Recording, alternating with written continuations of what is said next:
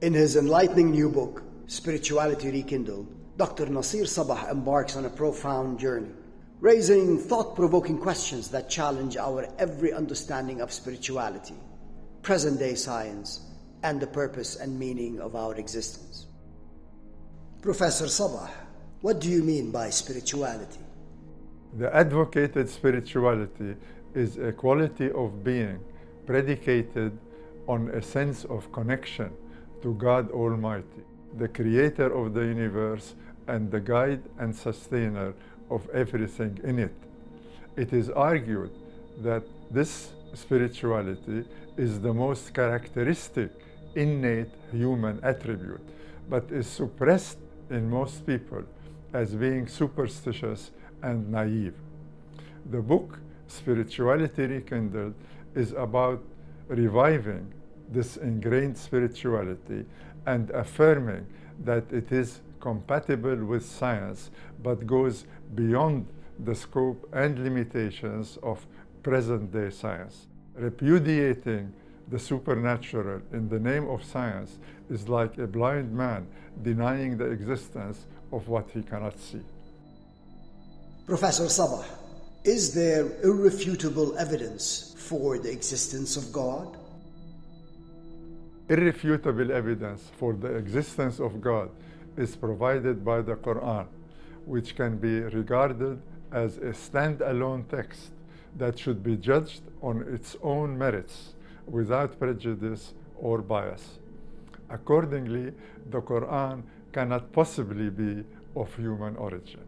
It may be contended that the superhuman origin of the Quran could be other than God, such as extraterrestrial aliens or whatever.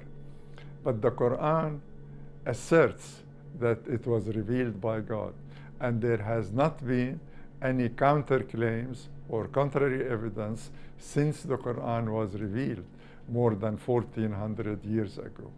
Therefore, the Quran was revealed by God, who must exist. Professor Sabah, why cannot the Quran be of human origin?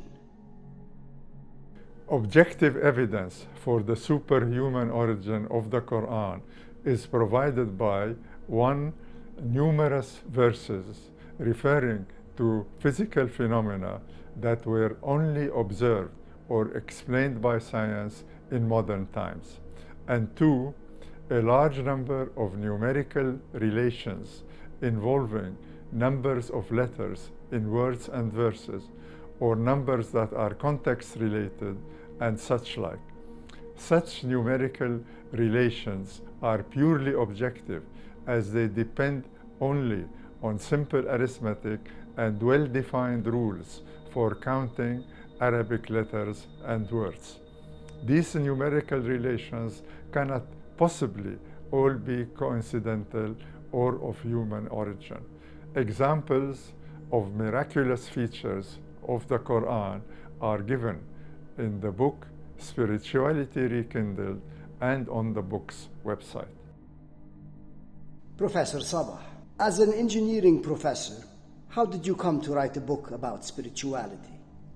In my administrative capacity at the American University of Beirut, I introduced several academic programs that opened new career paths for so many young men and women. That was highly gratifying. But for what purpose in life did our students spend so much time and effort? Is it to make money and live affluently, or to achieve recognition and fame, or serve society, or what? As a long-time educator, I felt I had to present the answers that I find most convincing as to the purpose and meaning of our existence and the measure of success in life. This is why I wrote the book Spirituality Rekindled. Professor Sabah, what then is your answer as to the purpose and meaning of our existence?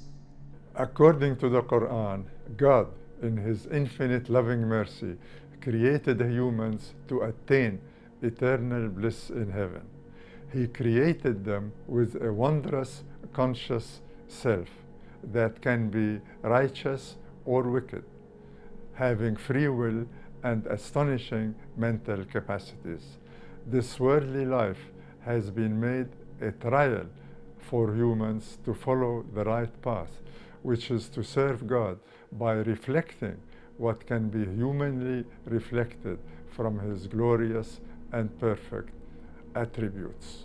Humans should therefore conduct themselves virtuously in good deeds and moral behavior towards all around them. This virtuous conduct is the result of progressive self-development, which gives meaning to life. Professor Sabah, how does the advocated spirituality relate to the purpose and meaning of life? The advocated spirituality is very effective in fostering virtuous conduct in the service of God to seek His loving mercy in attaining eternal bliss in heaven, which is the purpose of life. This virtuous conduct is fostered through continual and comprehensive self-development, spiritually, psychologically, morally, and intellectually. It is this self-development in the service of God that provides meaning to life and makes us better human beings. Self-development can be assessed by the answer to the simple question that one should ask oneself every day: am I a better person today than I was yesterday? The answer is the measure of real success in this worldly life. Professor Sabah, how and who can benefit from the advocated spirituality? The book Spirituality Rekindled presents a comprehensive and manageable roadmap for the advocated spirituality, whose immense benefits include alleviating anxiety and stress, conquering negative feelings such as envy, anger, and low self-esteem, fostering so many positive feelings, relishing the true joy of living, and experiencing profound serenity, self-fulfillment, and peace with oneself and the world.